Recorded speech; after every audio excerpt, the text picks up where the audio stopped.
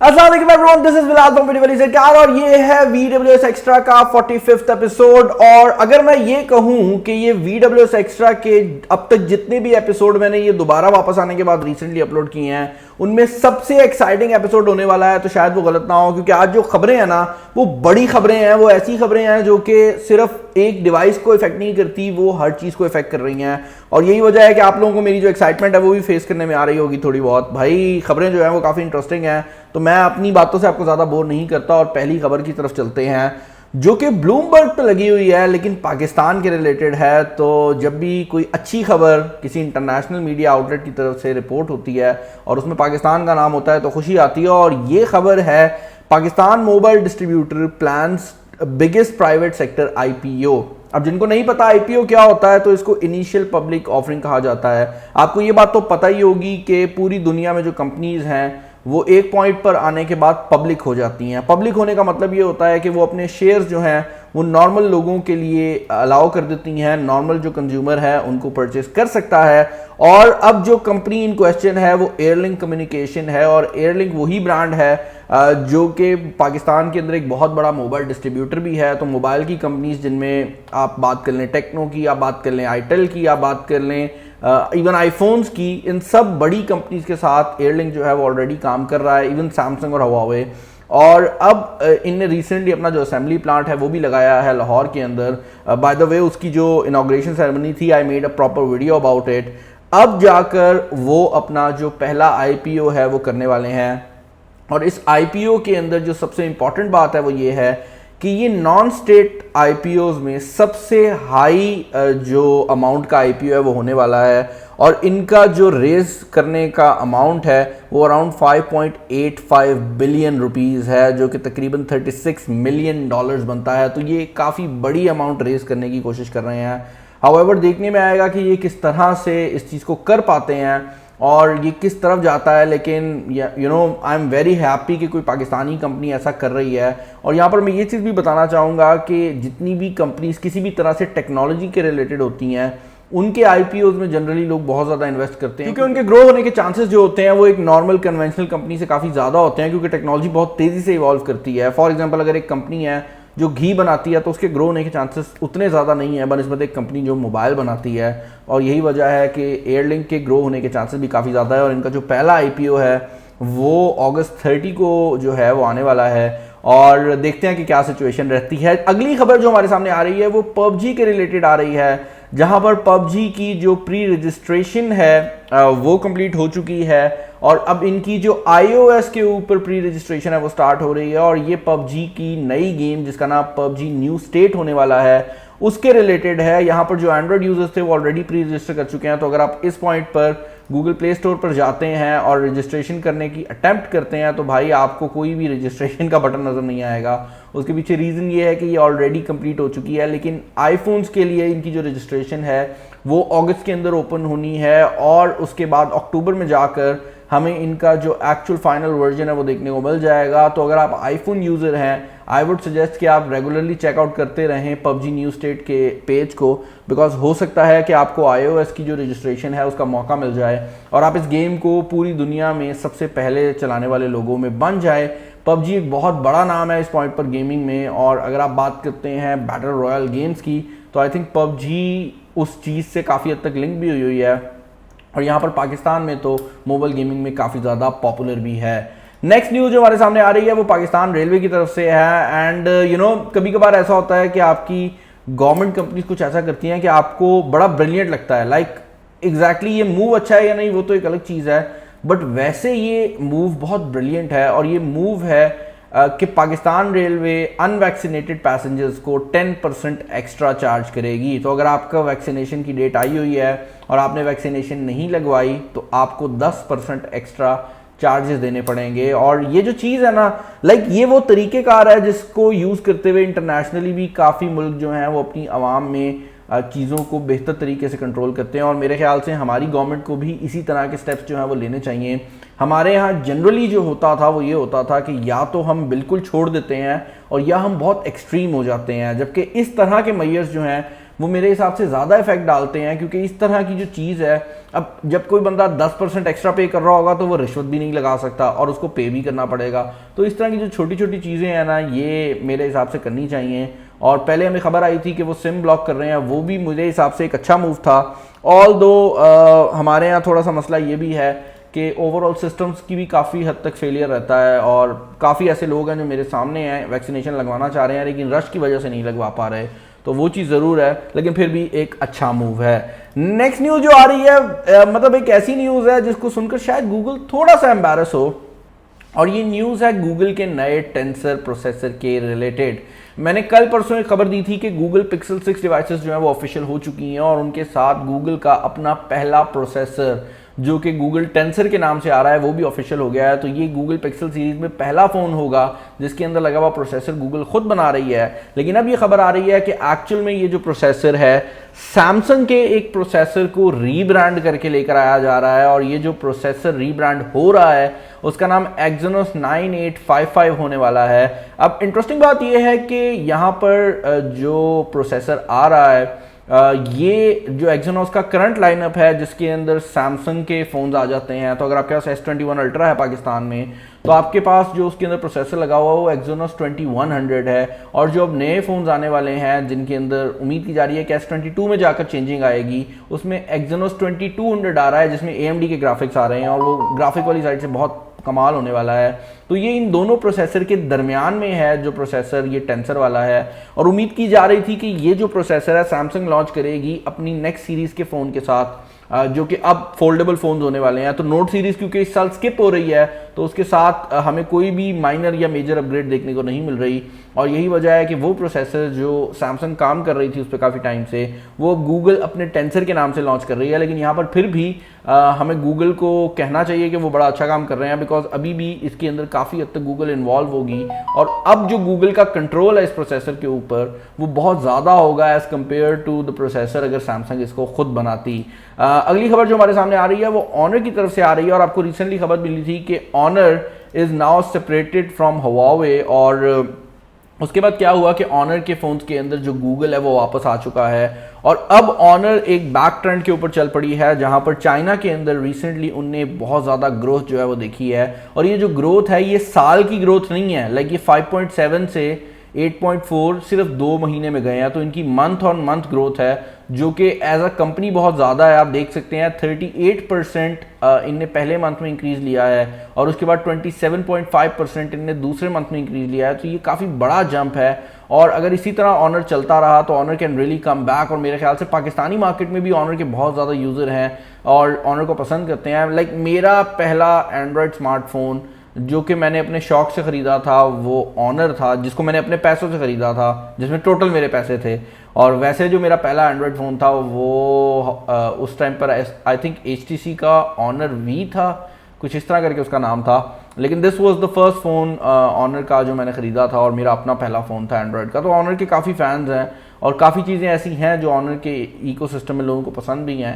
देखने में आएगा पाकिस्तान में ये कब तक वापस आते हैं, लेकिन अभी तक की जो सिचुएशन है वो ये है कि सिचुएशन काफ़ी अच्छी जा रही है। अगली खबर आ रही है भाई उस ब्रांड की तरफ से जिससे ऑनर सेपरेट हुआ है, और जिसके बारे में लोग सोच रहे थे कि वो बस अब ख़त्म हो गया है, और वो है हवावे।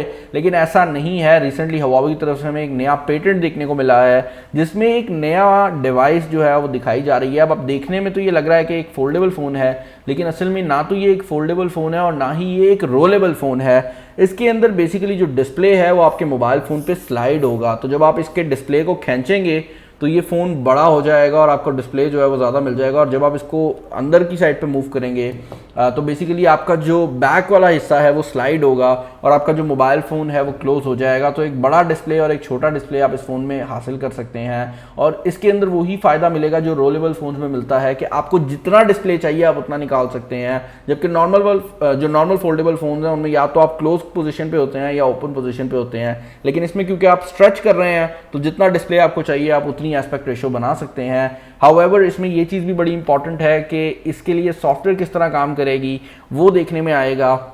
लेकिन इस पॉइंट पर आई डोंट थिंक सो कि Huawei को सॉफ्टवेयर का कोई भी प्रॉब्लम होने वाला है, क्योंकि जितने भी फ़ोन वो बना रहे हैं उसके सॉफ्टवेयर भी उन्हें खुद डेवलप करने हैं। हारमनी OS आ चुका है, तो उनके पास बड़ा आसान तरीक़ेकार है कि वो हर चीज़ को ज़रा अच्छी तरह मैनेज कर लें। इससे पहले उन्हें एंड्रॉयड के सिस्टम के ऊपर ये सब कुछ करना पड़ता था, अब वो खुद कर रहे हैं, तो उनके लिए मेरे हिसाब से चीज़ें जो हैं वो पहले की निस्बत ज़्यादा एफिशिएंट हो जाएंगी। अगली न्यूज़ जो आ रही है भाई, ये आ रही है बैटलफील्ड के रिलेटेड। अब मुझे बताओ कौन सा PC गेमर है जिसको बैटलफील्ड का नहीं पता। बैटलफील्ड का नया वर्जन बैटलफील्ड 2042 जो है उसकी PC रिक्वायरमेंट्स हमारे सामने आ चुकी हैं। Now this is a very highly anticipated version of battlefield, और लोग वेट भी कर रहे हैं इसका, क्योंकि इस पॉइंट पर काफ़ी कॉल ऑफ ड्यूटी और बैटलफील्ड के दरमियान में जो बातें हैं वो भी चल रही हैं और हमेशा से चलती रही हैं। लाइक ये दो कंपनीज हैं जो कि आपस में काफ़ी हद तक कंपीटिंग रही हैं, बट इसकी जो बेसिक रिक्वायरमेंट्स बताई जा रही हैं उसमें आपको Core i5 6600 चाहिए अगर आप प्रोसेसर की बात करते हैं, और GTX 1050 Ti चाहिए अगर आप ग्राफिक कार्ड की बात करते हैं, और 8 GB रैम मिनिमम है अगर आप इसको रन करना चाहते हैं। ऑब्वियसली ये जो लो रिक्वायरमेंट है इससे शायद थोड़ी बहुत कम रिक्वायरमेंट में भी कुछ चल जाए, लेकिन अगर आप बिल्कुल बेसिक सेटिंग की बात करते हैं तो उसके लिए ये है। और जो रिकमेंडेशन है उसमें आपको मिनिमम Core i7 4790 और ग्राफिक कार्ड में मिनिमम RTX 2060 चाहिए। तो RTX सीरीज़ का 2060 ग्राफिक कार्ड जो है वो आपको चाहिए होगा।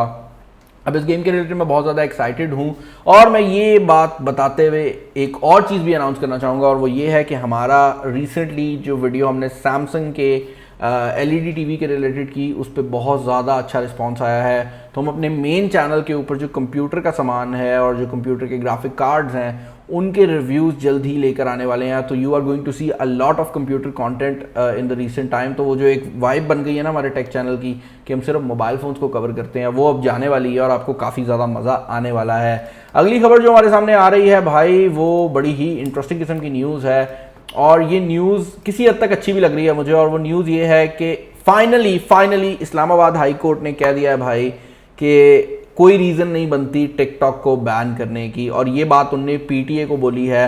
अब अगेन अभी तक ये चीज़ क्लियर नहीं है कि कब जाकर ये एप्लीकेशन ओपन होगी इस पॉइंट पर, बिकॉज मैं आपको एक ऑनेस्टली बात बताता हूँ एज अ क्रिएटर, लाइक मैं टिकटॉक क्रिएटर नहीं हूँ, मैं यूट्यूब क्रिएटर हूँ, लेकिन अगर कल कोई खबर भी आती है ना कि यूट्यूब बैन होने वाली है तो मैं सोचने लग जाऊंगा यार अच्छा मैं अब यूट्यूब को छोड़ के कुछ और ना स्टार्ट कर दूं। लाइक अभी बैन नहीं हुई, तो ये तो टिकटॉक क्रिएटर्स का मैं कहूँगा हौसला है कि ये बार बार बैन होती है और वो फिर भी क्रिएट कर रहे हैं। और यहाँ पर मैं ये चीज़ क्लियर कर दूं कि अगर आप वो बंदा हैं जो कहते हैं कि टिकटॉक पे बेहयाई होती है और टिकटॉक पे ये होता है और टिकटॉक पे वो होता है, भाई टिकटॉक के ऊपर तो यकीन करो टिकटॉक का जो एल्गोरिदम है ना वो वही दिखाता है जो आपको चाहिए। तो अगर आपको बेहयाई आ रही है ना ब्रो, तो आप खुद सर्च कर रहे हो उसके लिए, आप उस कंटेंट को ज़्यादा देर देख रहे हो तो वो आ रही है, अदरवाइज हो ही नहीं सकता। लाइक टिकटॉक के एल्गोरिदम को अवार्ड्स मिले हैं इस चीज़ में कि वो इंसान की पर्सनैलिटी को कितनी अच्छी तरह से जज करता है। तो अगर आपको बेहयाई वाला कंटेंट आ रहा है तो मोस्ट डेफिनेटली आप बेहयाई वाले कंटेंट को ज़्यादा टाइम दे रहे हो, and this is all algorithm. तो ये मैं नहीं कह रहा, ये एक कंप्यूटर बता रहा है कि सर आपको कोई मसला है। तो कोई भी सोशल मीडिया बैन करना is not the main thing. हाँ ये ज़रूर है कि आप अपने लोगों को समझाएं कि कौन सा कंटेंट अच्छा है और कौन सा कंटेंट बुरा है। एक सोशल मीडिया तो एक टूल है ना, उसमें तो आप जो डालोगे वो डल जाएगा। लाइक ये मेरे पास स्टारबक्स का कप है, इसके अंदर मैं कॉफ़ी डालूं या इसके अंदर मैं कोई अल्कोहल बेवरेज डाल दूं, वो मेरे पे है। मैं कप नहीं बैन करूंगा, मैं उस चीज़ को बैन करूंगा जो गलत है ना।